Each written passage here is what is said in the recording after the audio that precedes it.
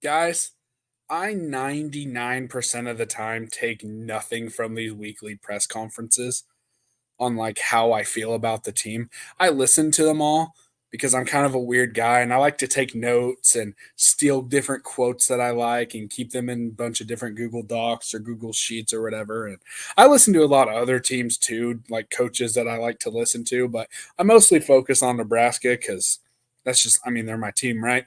And most of the time, they're nothing. Okay.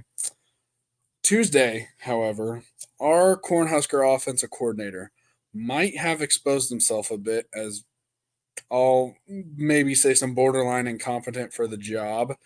I have a huge issue with three things in particular as a coach myself. Um, and I feel like I learned a lot about this offense and why it's performing the way it is.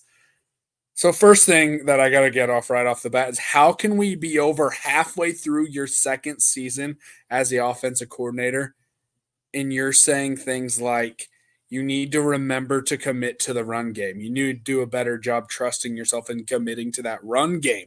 What happened to the huddles and fullbacks? This is why I had a huge issue. This has been my only issue I've publicly had with Matt Rule is the things that he's saying publicly about the run game are not happening. How are we having this huge of a disconnect on this magnitude of a level? No shit, you have to commit to running the football in the Big Ten. That is Big Ten football 101. And that is something this whole coaching staff has preached since day one of being here. So how are we saying we need to commit to running the football? Yeah, obviously. I cannot believe that was even a discussion. Second thing, and this wasn't, I guess, the end of the world, but when I heard this rubbed me the wrong way. Okay. He's talking about the perimeter blocking being so bad. He needs to get out in front of it and not being reactionary. As a former wide receiver coach, I am dumbfounded by admitting publicly that you're just being reactionary and not proactive on fixing this perimeter blocking. I am mind blown that we are just publicly admitting to knowing this problem exists for a long time, still calling a bunch of run plays or bubble screen plays that require perimeter blocking and saying, oh, we're just being reactionary to it. I need to get out in front of it. That is mind blowing to me. And the worst part for me was the yards per play conversation. It is insane. It showed a lot to me because the fact that you don't even know what a good yards per play is was a huge problem for me. 4 to 6. Okay, so the goal is bottom of the country to middle of the pack. What? I am perplexed a little. I'm not upset, but that he didn't seem to know that our own yards per play was kind of interesting to me. But to not even have a goal for your yards per play is unacceptable. And I know there's people that have been in my mentions and said some things out there like, oh, coaches don't know these numbers. I will tell you firsthand that is categorically false. I ran a little experiment after I heard these comments, and I went and texted 8 high school offensive coordinators, including some that I've worked under. Some at big schools, some coach small town football. Some are having really good years. One's undefeated right now.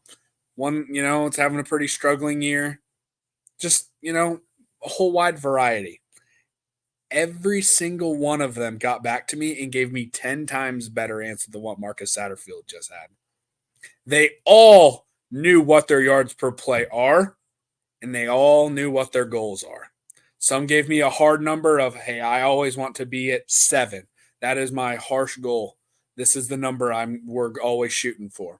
Some explained to me how their goals shift. Sometimes some of them say I like to look at it more game to game as opposed to a whole season. That's a perspective. Some says, hey, when we're having a little bit of a struggling season, my goal may have started at, 7, 6.5, whatever their number was, and it shifts a little bit. And I'll tell you, not all of them not a single one gave me the same answer. They all had different answers, but they all had a goddamn answer to the question. Not asking the question of, oh, I don't know what good is. Now, you take this information however you want. I'm not going to be calling for anybody's job. That's not my type of deal. As a coach who's been let go from a job in a very shitty way, I'm never going to call for anyone's job. I've been on a coaching staff that people seem to want get fired during the season. Just fire everybody. I'm not going to do that. But as someone who understands football and has dedicated my life to being around the game of football, I will tell you right now that I am disgusted by this. You take that information however you'd like.